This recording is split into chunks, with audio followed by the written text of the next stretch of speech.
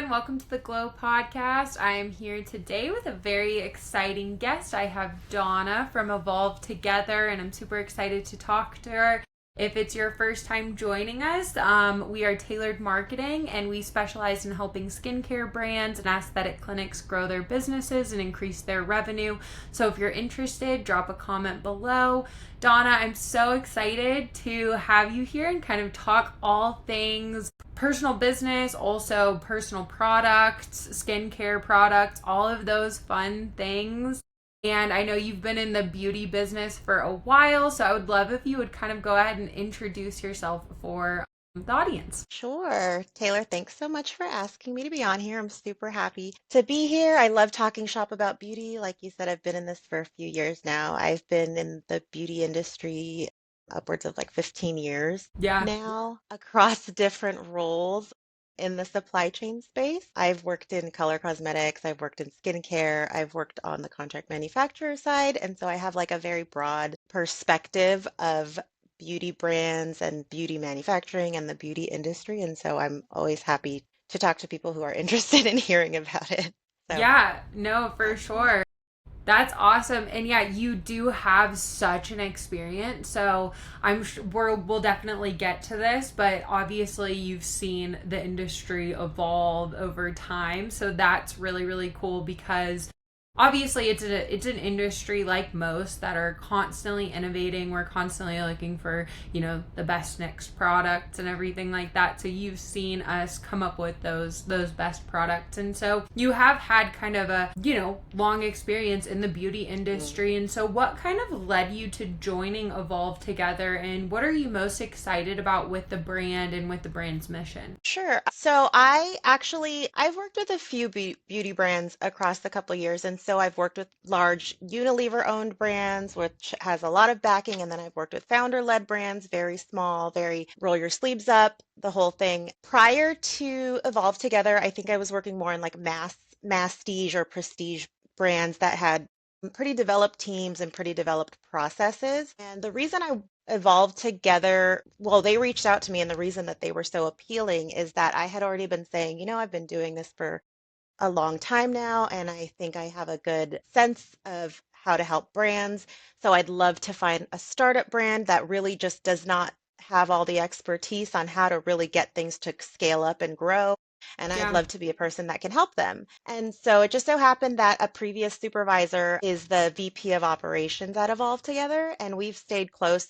We've worked together a lot of years, and so we've stayed close. And he reached out and asked if I would be interested. And just I took a look at the brand, and I loved that it was a small founder-led brand. I met our founder, Cynthia Sakai, and she has just such a great energy. I feel like she's very motivated, and it was just a space that I really wanted to be a part of. There's like an energy here of she's really passionate about growing a brand, but she's just not that familiar with the whole beauty industry space. And so I was happy to kind of join. And then I love it's a very sustainability focused brand, being good to the planet, being good to our customers that are going to use this. So everything was kind of aligned with just where I wanted to go. And so that's why I'm happy to have been here so far. Yeah, no, that's amazing. Yeah, I feel like sustainability has been a more of something that consumers are concerned with. So a lot of people in the beauty industry are kind of making that shift. So can you talk to a little bit more of kind of how that shift happened and what you think kind of led us there? I think it's so funny now that so many brands are speaking about sustainability because it was only maybe 5 years ago that sustainability was getting pushed by the big guys like LVMH and Unilever and Lauder just at 2017, 2018 saying, we want to have all of our brands be completely recyclable by 2023, 2024. And so at that point, it really seemed like such this lofty goal to the point that I would be going to these beauty conventions and I'd be asking, what do you have for sustainability? What do you have for recyclability? And back then, and still to a certain extent now, it was a lot of airless packaging, metallized, a lot of like very not sustainable things, a lot of Yeah. plastic. And so we're trying to go into those markets and just ask, like, what ideas do you have? And I'll be honest, I feel like people were like laughing or just, that's such a fad. It's not, it'll go away. I just don't know how people will go against plastic, blah, blah, blah. And so, and then you get to this point now here in 2025, and I think at a bare minimum, every beauty brand has to have some aspect of sustainability Yeah. in their product somehow, because every consumer nowadays, it's a given that you should have some aspect of it. I think especially, Gen Z is such a curious and informed consumer, and I really think that they have just changed the way that brands have to step up and make sure that they're not only making you look pretty, but it's also what are you doing to make people healthier, and what are you doing to make sure you're not doing things worse for the planet. And so, yeah, like I said, it's a bare minimum at this point. And now you see if you go to any of these makeup conventions or any beauty packaging shows, everybody knows that they have to speak on sustainability. There's a lot more aluminum out there, PCR, etc. And so, yeah, it's great. I just always have to laugh at it just because I remember those times going to the shows and people just thought like, "Ugh, they're asking about that." And they just Yeah. like didn't really want to entertain it, and so it was very frustrating. But now it's great. It's still a lot more room to grow, but it's great that we're getting there. Yeah, for sure. I think you made such a good point too with the consumer now is so much more educated than they were even say 5 years ago because there's just so much more information out there. So obviously these beauty brands, skincare brands, what have you, is having to kind of change their standards as well with the consumer standards too. And I feel like another huge thing too that the consumers are becoming a lot more educated about as well is the ingredients in their product. So from your point of view too, I would love to kind of hear about a little bit of that evolution being in the beauty industry for 15 years and kind of how that has transformed. Sure. So when I first started out, there was social media, but it wasn't what it is today. It was mainly just people wanted to share their day to day. You didn't have a lot of things where people were going for consumer reviews or brands really highlighting anything. And now it's really become kind of like the space that commercials used to be for Yeah. advertising anything. People go, and I find myself doing it. I'll go to TikTok and see what people are talking about in terms of things that they like. And so the way that it's so much easier nowadays for people to access information, that's such a big part of why we have such a more informed consumer base. It gets a little tricky though, on top of just social media and people flooding information. It's not always how vetted it is. It can get a little dangerous. I think people are being smarter now about making sure that the information they consume, that they are going to validate it for Yeah. themselves. But like one example for the beauty space, there's an app called the Yuka app. Yeah. And this is an app that I would say was primarily a food app, so people could Yeah. see retail food products and ensure it's safe. And then it got into the beauty product space, but it can get a little tricky. I think if you're talking about food consumables, um, ingestible stuff, there's a different level of concern than maybe topical. But it Yeah. is great that, I think it's great that consumers are sort of reading about ingredients, but there's certain level of ingredients, and it's kind of happened in the last couple of years with just like some that we used to think were totally the standard. Now some people will claim that they're dangerous for whatever reason. And so I think it's great that consumers are studying raw materials and just getting themselves more informed, but I am happy that people are kind of taking it now. I'm seeing it more this year than in the past and just saying, okay, this person says it's not. Let me really take a look. How dangerous is it? Yeah. It adds a challenge to what we're doing as like beauty brands in general, because you want to be mindful of consumers and you don't want to alienate any consumers from your own brand, obviously. But I think a brand has to stay true to what they want to be conscious of. Like there's brands they want to be science-based, there's brands that want to be completely natural, and you're never going to please every consumer out there. Yeah. And so I think it's a challenge, but you also as a brand have to understand what do you want your brand to be and who do you want to cater to? And there's going to be a consumer for you. And if some people, if there's other brands that are beautiful and speak to other consumers, it's a large space and we're all happy to Yeah. share.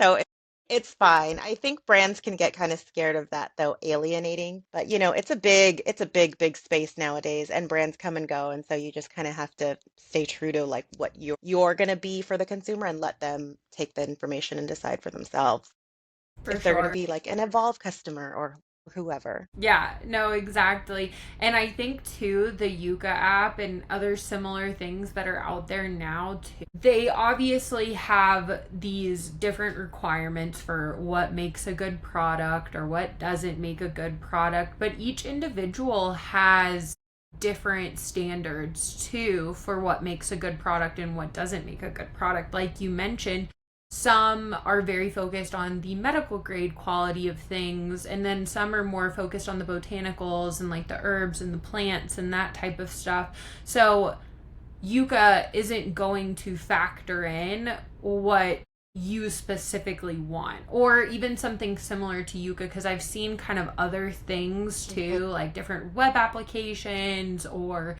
even apps on your phone that do kind of similar things to Yucca too, that are starting to come out more frequently, but they're not factoring in for what you want. So it's almost Or like you like the still, use. I'm sorry. yeah, exactly, exactly. So you still have to do your own research, if you Exactly. are going to be looking into those raw materials, like you said. Right. And so, like I said, you have to do your due diligence and kind of understand that these apps are very general and very broad. And so, and you're also trying to factor in, like you said, everybody has different standards. Like in the beauty industry, you're going with domestic FDA standards. You're also trying to think about what is Europe like going to allow? What is Australia?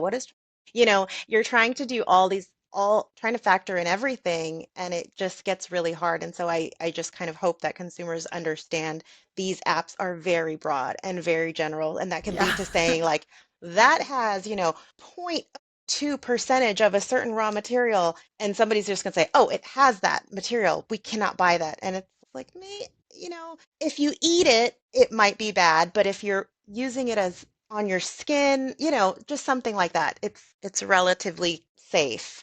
Yeah. Um, but it's again, whatever your standards are to it, happy to support anybody that is going to be fine with what they've learned we are offering, or happy to let them, find something else that's a fit for what they're looking for, because there's a lot of beauty brands. Yeah, no, exactly, definitely. And so over your time in the beauty industry, obviously the industry's gone through so many different kind of trends. What has been one of the most surprising trends that you've seen within the beauty industry? And it can even be kind of like a fad trend or, whatever. You know, it's hard to pinpoint like specific, but the thing that I always love about the beauty industry is that you really have to follow where the culture and just like what's happening. And so like one example is when I was working in one of my previous color cosmetics brands not too long ago, everything was like festivals, Coachella look. Yeah. And, years ago, that was not, Coachella was not what it is now. It's Yeah. such a colorful space. And it used to just be, like concerts in the desert. But Yeah. now it's really like a fashion and it's a look and an aesthetic. And for me, it's just like you have to follow where the culture of what's happening. And so one thing about the beauty industry it's pretty fun, but it's challenging is that, it takes a long time for something to come out, but you have to Yeah. kind of guess like in 2 years or whatever have you, it's 18 months when we can actually launch this brand.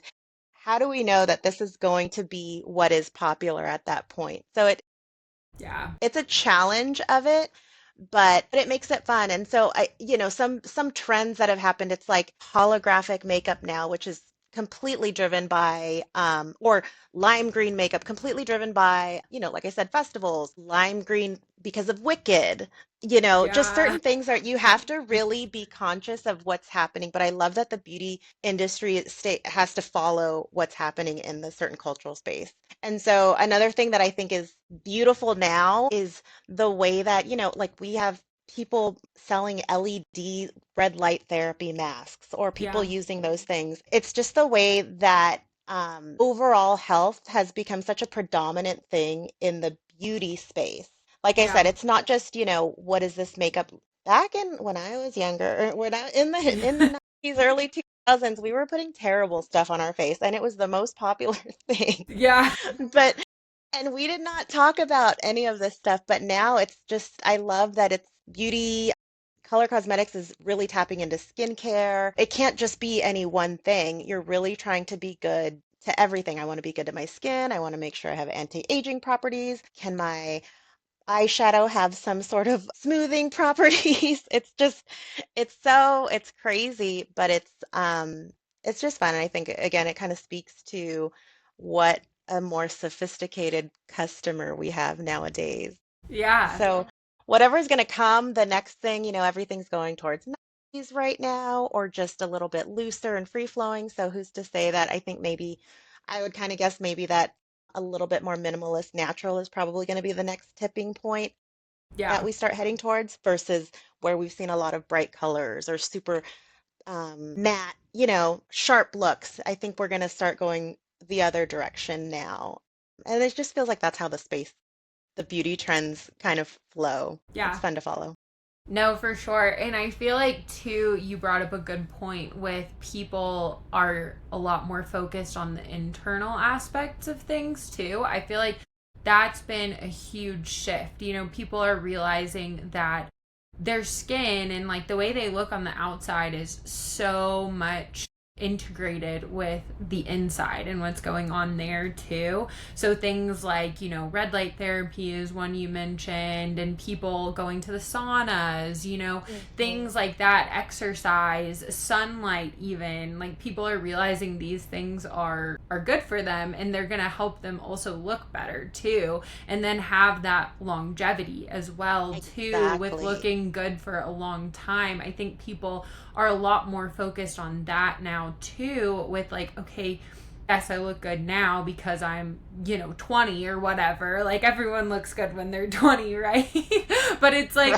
it's like how do I keep looking good for 20 more years? Right. It's so crazy. There's beauty brands. Moon Juice has like supplements. I would think they're known predominantly as a beauty brand, but they have, supplements that they would also align with beauty and wellness. And so yeah, we have a lot.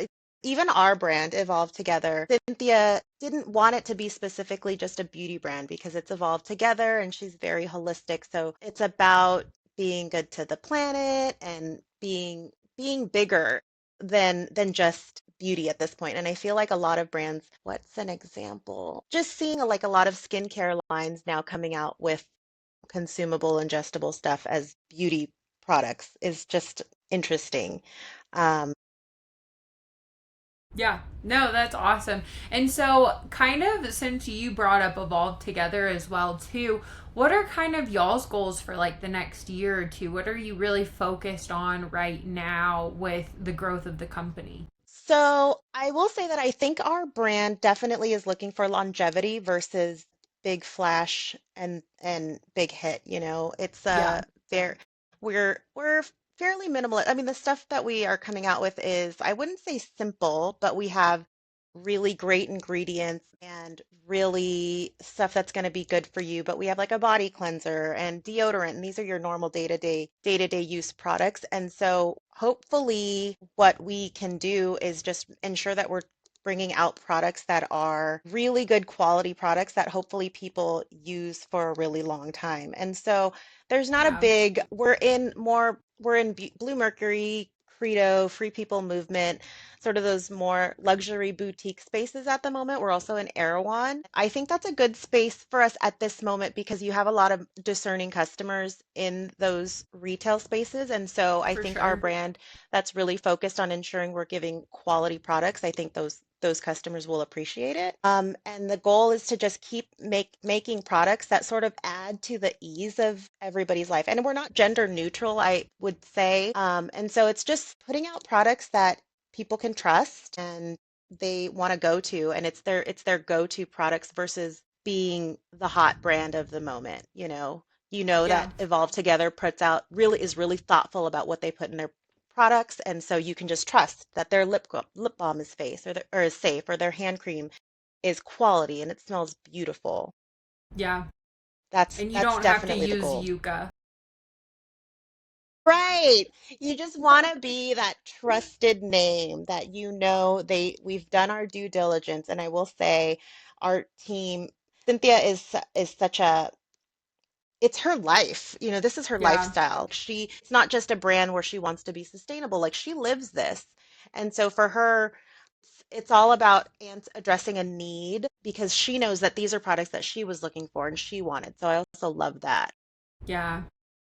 And I think one thing I wanted to touch on for our brand is that, we've actually been a brand for a few years now, but when Cynthia launched in 2020, we had to take a really big shift. It was always going to be a personal care line, but COVID hit. And so the biggest question that Cynthia kept asking at that time was, what can I bring out right now that's actually going to help people? Yeah. So Evolve Together actually became a pretty big mask manufacturer, and we were known for having the mask during COVID. A lot of celebrities wore it and things like that. But I just want to point out that I think the brand, like I said, it's what do people need? What are they looking for right now? How can we help? What can we do to Yeah. just help a person, help the community? And so that's another thing that I think for our brand, we hope that people take away from it, is that we really want to bring people together, and we also want to make sure that we're just like doing good. Everybody says doing good, but really doing good, and just addressing what people want and need in their regular day-to-day lives. Yeah, no, I mean that's amazing too because I feel like during COVID that is kind of what people needed. So it's like, seeing that gap in the market and making sure that you can kind of fill that. And I do feel like deodorant is also like I know that's one of the products that you mentioned that you all have. I feel like it is hard to find a good deodorant because a lot of them have aluminum in them. They have heavy metals in them too, which is one that's coming out now that like aluminum has been a thing I think for a little bit longer than the heavy metals, and now people are like, oh, like these all have they're aluminum free, but they still have the heavy metals in them. A lot of the Right, brands that are marketing themselves as aluminum free, but they're not free of the other things that are toxic for our bodies to be taking in. right. And so I know that that's one that I've even struggled with, like as a consumer, trying to buy a deodorant that is, good for you, and also, like you said, good for the environment as well. Yeah, our packaging is it's a paper paper tube for our deodorant, so we definitely mindful of being good to the planet and trying to not have a huge footprint in that respect. There's a lot of like you said, a lot of aluminum free deodorants that are coming into the space, but there's also a lot of different types of consumers of these kinds of products now. And so some people aren't don't react well to baking soda in a deodorant. That can be sort of not an allergen, but just a reactant for Yeah. people. And so as we learn and grow, the more information that everybody have, hopefully consumers will be, if something that we launched years ago had something that we maybe didn't realize was going to be great, we will evolve with the times and Yeah. try and also make sure that we're addressing these different things that we're finding out people are having issues with. Like you said, aluminum has been there for a while, heavy metals, certain preservatives, people are getting aware of how those things are impacting. And so currently, I think we have a really great formula. It's free of a lot of those things, and it actually works. Yeah, that's another thing with the like more natural based deodorants. I feel like they work. I think they like when you first start using them for a lot of people, it's a transition because it's Right, not like the antiperspirant, so you're still gonna exactly. sweat. But then once you use it for like a couple weeks or whatever, two then it's weeks or like it so. works perfect. Yeah, Right, that's it. That is the hard part about this like shift into natural, because I think I'm in California. And so everyone here is very conscious of a lot of things, but a lot of other areas, maybe they're just not thinking about aluminum free as much or anything like that. It's getting wider, but I think that people need to give that time for natural deodorant and just like this new phase of beauty. It's like it's not going to be instant. You got to just give it a chance, hopefully, and let Yeah. us convince you. But also, like I said, with Evolve Together, we don't want to be in your face. We want the product to speak for itself. And so if you give us a chance, you may also realize like it does actually work and you could make this shift and it could be good, you know. Yeah, no, It's for tricky. sure. No, definitely. I mean, I think that a lot of consumers are becoming more aware and like we talked about, making that switch so that they can have kind of more longevity with, their skin, with making sure that they're not putting aluminum in their bodies and things that aren't good for them. Right. And so, what is one piece of advice you would give to somebody if they're kind of like looking to switch to maybe a more holistic lifestyle, a more sustainable lifestyle? What is something that people could be doing with their beauty products, or maybe even like ingredients they could be looking for, packaging they could be looking for to just kind of make that switch? I think if it's hard because there's such an information overload. Yeah. So it can be so overwhelming for somebody that, is just deciding, I want to start to be better for myself. And I'll say something like my generation, I'm a elder millennial, I'm on that end. Because we didn't really grow up being so conscious of this stuff, it can be scary and overwhelming. And so you just want to take it a piece at a time and whatever's going to be easiest for you and just be true to what your values are. And so if you want to be healthier for yourself and you want to just stick to naturals, then maybe take the attempt and try a natural deodorant or find and if you're more of an eco-conscious person, just study the brands and when you go to a store, take a look at, what are they marketing? Do they have packaging that's like overall plastic and doesn't really align with what I want to be. Just be more mindful of what you're looking at and see if it's something that you want to support. But it takes time. And the other thing is with beauty or anything holistic, give it a chance. It's hard. You're going to go through some sort of like when you try any new ingredients or any new diet or something, it's going to be really hard and your body may react because you're so used to what you've been consuming or ingesting in the For sure. past. And so your body has to kind of get rid of that and don't think that that's, oh no, I have a breakout. It's just give it a chance. Yeah. Let it happen and then hopefully it's something that fits for you. I would say that for products, but I think just if you want to as like a mindset change how your own habits are impacting greater things. It's a lot. So just like baby step it. Yeah. Take a look at what you're looking at in stores and just be mindful. Take a look at what you're doing every day and see what kind of impact it's having. A lot of people use Stanley cups or that people use versus bottles of water. Yeah. It's taken a it takes a long time for that to really fit into people's lifestyles, but you just try it out and see if it works for you. Yeah. The beauty There's of little all of this stuff. Yeah, no, there's little steps you can take, and it's like you said, rather than trying to change everything at one time, it's like, okay, go to, your deodorant first and like look at the ingredients and then make that switch if you need to. And then you can go to your body wash and then your shampoo, Right. It's like, don't try to do it all at one time and throw everything away because that's, it's not sustainable It's for you, probably. and it also may totally backfire. It may just be overwhelming your system. So just That's like true.